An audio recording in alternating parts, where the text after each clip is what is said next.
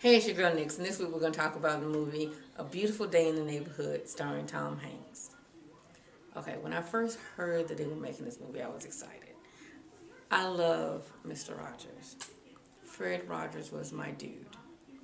And watch this movie, I'm more in love with Fred Rogers than I was before. And Tom Hanks playing Mr. Rogers was perfection.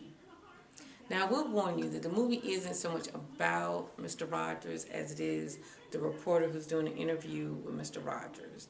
It's really more his story, but you understand how it relates and how Mr. Rogers helped this man with his anger and his issues by just being Mr. Rogers. And you're just like, oh my God, it's like therapy. Like, oh my gosh.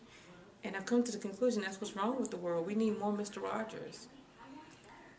It is an excellent movie. Well worth the money. It totally gets an A.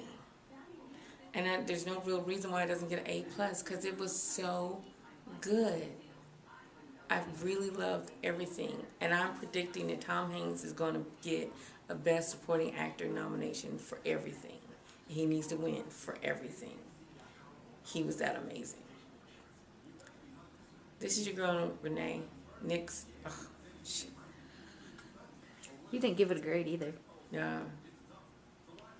I have to give this movie an A+, just because it was that moving. It was well worth it. All right, this is your girl, Nix, for the movie talk.